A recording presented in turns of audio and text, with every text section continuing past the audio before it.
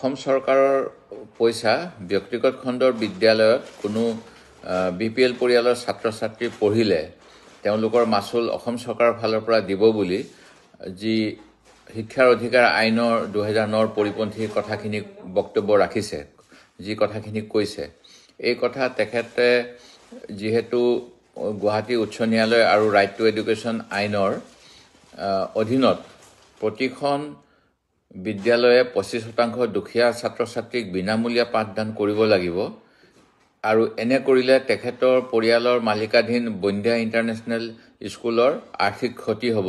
সেইবাবে right to education আইনখন উলংঘা কৰি এনে কথা কৈছে নেকি, এই কথাও স্পষ্ট কৰিবলৈ মই আহ্বান জনালোঁ।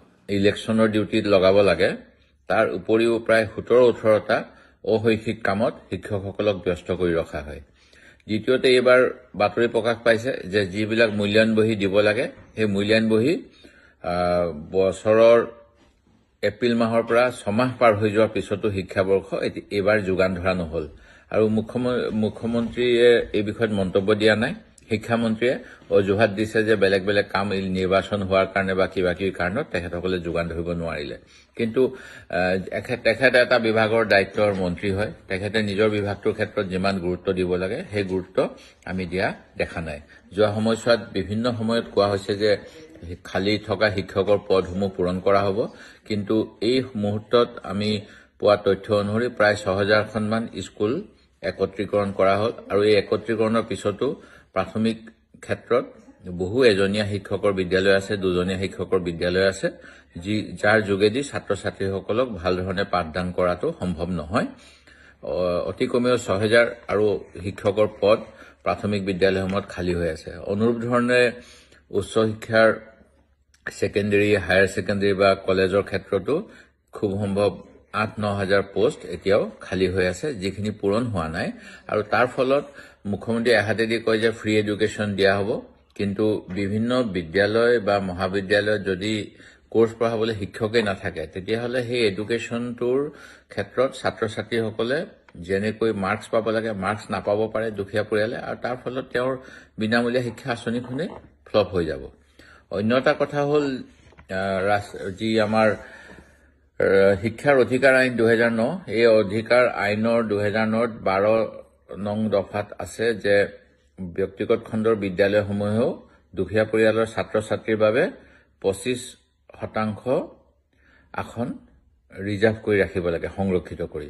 গুৱাহাটীত এই বিষয়ত যোৱা 2023 চনত গুৱাহাটী উচ্চ ন্যায়ালয়ে যি ৰাইট টু এডুকেশ্যন শিক্ষাৰ অধিকাৰ আইনৰ এই দফাটো যাতে সকলোৱে ৰূপায়ণ কৰে তাৰ বাবে অসম চৰকাৰক কঠোৰ নিৰ্দেশনা দিছিল। কিন্তু ইয়াৰ পিছতো অসম চৰকাৰে এই ক্ষেত্ৰত বিশেষ পদক্ষেপ লোৱা নাই। দিল্লীত যেতিয়া এনেকুৱা এটা কেছ হৈছিল, দিল্লী হাইকোৰ্টৰ নিৰ্দেশ অনুসৰি দিল্লীত থকা সকলো ব্যক্তিগত খণ্ডৰ বিদ্যালয় যেনে DPS স্কুল বা অন্যান্য স্কুলসমূহে 25% BPL কেটেগৰীৰ ছাত্ৰ-ছাত্ৰীৰ বাবে আসন সংৰক্ষিত কৰিছিল। কিন্তু যোৱা আগষ্ট মাহত হোৱা কেবিনেট বৈঠকত মুখ্যমন্ত্ৰীয়ে এটা অদ্ভুত কথা কৈছে। তেখেতে কৈছে যে অসমৰ ব্যক্তিগত খণ্ডৰ বিদ্যালয়সমূহত যদিহে দুখীয়া পৰিয়ালৰ ছাত্ৰ-ছাত্ৰীয়ে পঢ়িব বিচাৰে তেখেতসকলৰ মাচুল অসম চৰকাৰে দিব, যিটো প্ৰকৃততে বিনামূলীয়া পাঠদান হ'ব লাগে ৰাইট টু এডুকেশ্যন অনুসৰি ব্যক্তিগত খণ্ডৰ বিদ্যালয়সমূহৰ দ্বাৰা। তাৰ ভৰপাই কৰিব বিচাৰিছে অসম চৰকাৰে ৰাইজৰ পইচা দি। আৰু এনেধৰণৰ আইন বিৰুদ্ধ কথা মুখ্যমন্ত্ৰীয়ে কোৱাৰ কাৰণ কি? তেখেতৰ পৰিয়ালৰ অধীনত থকা বন্ধ্যা নে কিবা বিদ্যালয়, এই বিদ্যালয়খনতো যে 25% আসন চাৰেণ্ডাৰ কৰিব লাগিব বিনামূলীয়া পাঠদানৰ কাৰণে, তাৰ ফলত যি ব্যৱসায়িক লোকচান হ'ব সেই লোকচানৰ পৰা পৰিত্ৰাণ কৰিবলৈ তেখেতে ৰাজহুৱা ধন এনেকৈ ব্যয় কৰিব বিচাৰিছে নেকি, এই প্ৰশ্ন মোৰ।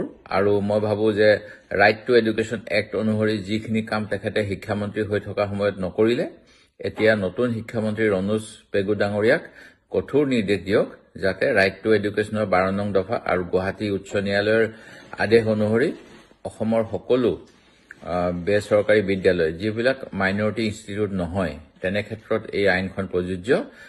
বিনামূলীয়া পাঠদানৰ ব্যৱস্থা দুখীয়া পৰিয়ালৰ বাবে তাৎক্ষণিকভাৱে কৰাৰ ব্যৱস্থা কৰক।